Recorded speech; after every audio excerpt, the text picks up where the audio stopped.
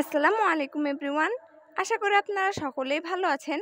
এখন ইউটিউব আর ফেসবুক জুড়ে শুধু একটাই ভিডিও চলছে যে সূর্যের তাপে নাকি ডিমের অমলেট বানানো হচ্ছে। তো আজকে আমি ওটাই ট্রাই করব। আর এটা আসলেই কি হবে না সেটা আপনারা এই ভিডিওর মাধ্যমে বুঝতে পারবেন। বাই দ্য ওয়ে, আমি নাহান্নুর খাতুন আর আপনারা দেখছেন নাহান্নুর রান্নাঘর। আর আজকের তাপমাত্রা হচ্ছে 41 ডিগ্রি সেলসিয়াস। আর এখন বাজছে 10টা 16। আর আমি ছাদের উপরে প্রায় 2 ঘন্টা আগে কড়াই বসিয়ে দিয়ে এসেছি। কড়াইটা প্রায় এখন অনেকটাই গরম হয়ে আসবে। কড়াইটা প্রায় অনেকটাই গরম হয়ে এসেছে। এবার এই কড়াইয়ের মধ্যে আমি সামান্য পরিমাণ তেল দিয়ে দিব। আর এখানে আমি লোহার কড়াই নিয়েছি, কারণ লোহার কড়াই খুব দ্রুত গরম হয়ে আসে।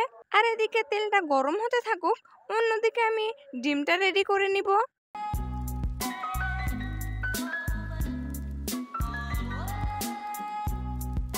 আর এখানে একবার সূর্য মামাকেও দেখে নিন। আর ডিমটা তৈরি করতে যেসব উপকরণগুলো লাগবে আমি সবগুলোই সঙ্গে করে নিয়ে এসেছি।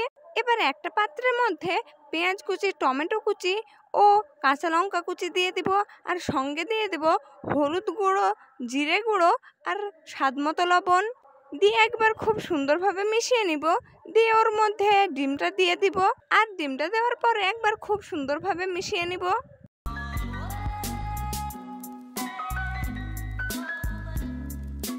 আর কড়াইয়ের মধ্যে তেল দেওয়া প্রায় আধা ঘন্টা মতো হয়ে গেছে। তেলটাও হয়তো এখন অনেকটাই গরম হয়ে যাবে। এবার ওই তেলের মধ্যে ডিমটা দিয়ে দিব। বাট এখানে একটা বিষয়, ভাইরাল ভিডিওগুলোতে দেখাচ্ছিল ডিম দেওয়ার সঙ্গে সঙ্গে কত সুন্দরভাবে ভাজা হচ্ছিল, বাট আমার এখানে হচ্ছে না। আমি আদৌ জানি না যে ডিমটা ভাজা হবে কি হবে না। এই রোদে ডিম ভাজার গ্যারেন্টি না থাকলেও আমি যে ভাজা হয়ে যাব এর গ্যারেন্টি কিন্তু আছে। এবার এই ডিমটাকে আমি প্রায় 2 ঘন্টার জন্য এখানে রেখে দিয়ে চলে যাব। আর 2 ঘন্টা পরে এসে দেখব ডিমটা কি সত্যিই ভাজা হবে কি হবে না।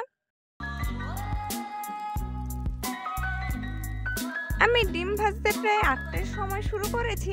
আর এখন বাজছে 12টা 23। আমি এখন উপরে গিয়ে দেখব যে ডিম আদৌ ভাজা হয়েছে কি হয়নি। দেখতেই পাচ্ছেন ডিমটা কত সুন্দরভাবে ফ্রাই হয়ে গেছে। Wake up to reality. আমি জানি না ভাইরাল ভিডিওগুলোতে কিভাবে রোদের মধ্যে ডিমগুলো ফ্রাই হয়ে যায়, বাট আমারটা তো হলো না। আমাকে হয়তো রোদের মধ্যে ডিম ভাজা খেতে হলে মরুভূমিতে যেতে হবে, পশ্চিমবঙ্গে তো হলো না। শুধু ডিমটার অবস্থাটা দেখেন, মানে একটু কিছু তো হবে, কিছুই হয়নি। আমার এখানে ডিমটাই ফ্রাই হলো না, আর সবাই মাছ ফ্রাই করে খেয়ে নিচ্ছে।